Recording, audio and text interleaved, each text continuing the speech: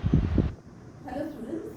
In my previous video, I taught you how to calculate capacitance of a parallel plate capacitor. Now, we are going to do the same. We are going to calculate capacitance of various geometries but using Laplace equation. The first geometry what I am going to teach you here is the capacitance due to a parallel plate capacitor.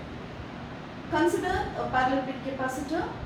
Already I have taught you it has two conducting plates with one plate carrying positive charge and another plate carrying negative charge, separated by a distance d.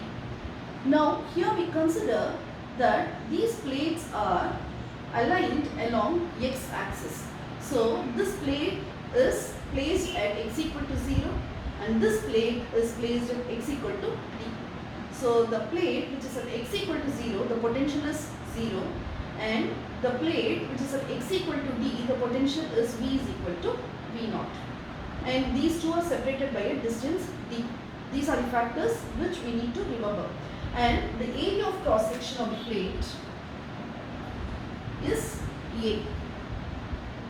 Now, we know the Laplace equation for Cartesian coordinate system is generally Laplace equation is del square V is equal to 0.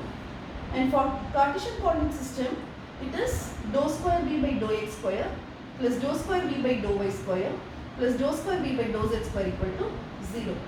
And when you see the geometry, the plates are along x axis. So, dou square V by dou y square and dou square V by dou z square is not applicable.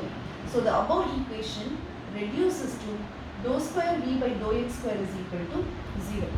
Now, I am going to integrate. When I integrate dou square V by dou x square, when I integrate this, I get dou V by dou x. And when I integrate 0, it is just a constant. 0 doesn't have any value and it is just a constant. Again, I integrate once. So, dou V by dou x is equal to A. Again, I am integrating. So, integration dV is equal to integration A into dx. So, when I integrate dV, it is V. And when A is a constant, so it remains the same. But when I integrate dx, it is x plus the constant of integration, which I use it as V. This is my first equation. Now, coming to this, we are going to write the boundary conditions. When you write the boundary conditions, at x is equal to 0, v is equal to 0, and x is equal to z, d, v is equal to v naught. These are the boundary conditions. And we are going to apply the above set conditions in equation 1. That is when x is equal to 0. What happens when x is equal to 0? V is equal to 0.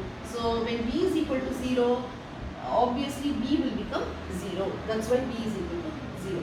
Now I am applying the second condition. X is equal to, in the first condition I applied x equal to 0. That's my first condition. And in the second condition I am going to apply x equal to b. So already we have found b is equal to 0. So when I apply b, the equation is v naught is equal to, because v is equal to v naught when x is equal to d. So v naught is equal to a into d. So a is equal to v naught by d. So I am applying the value of a v naught by d in this equation. So the first equation reduces to v is equal to v naught by d into x.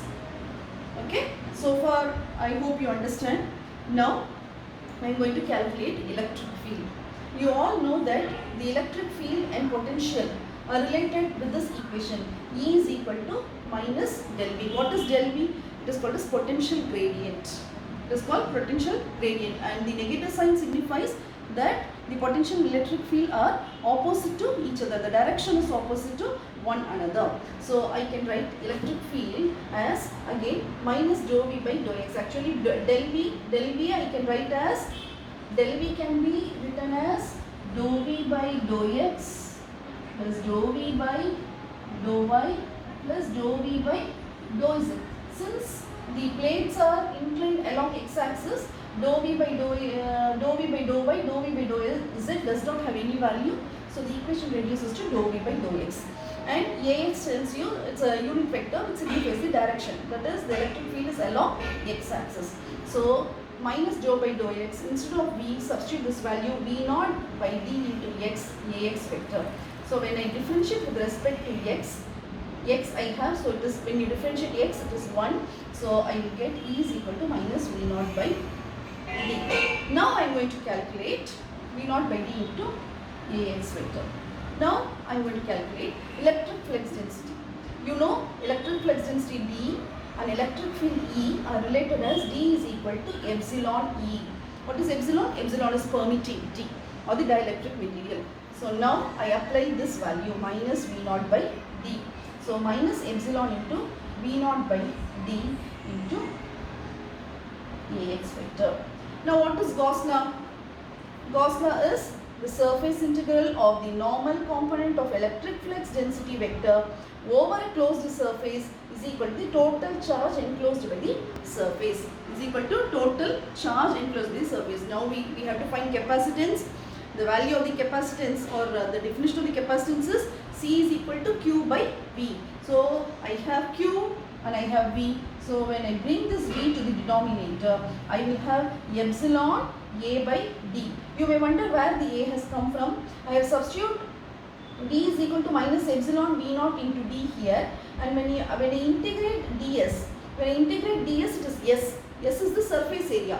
So for that surface area, I have already told you that A is the area of cross section of the plates. So I am substituting A here. So minus epsilon V naught by D into A. This is Q, and when I bring this V naught to the denominator, I will get the remaining value. Whatever I have is the capacitance. So the capacitance is modulus of Q. The negative sign just signifies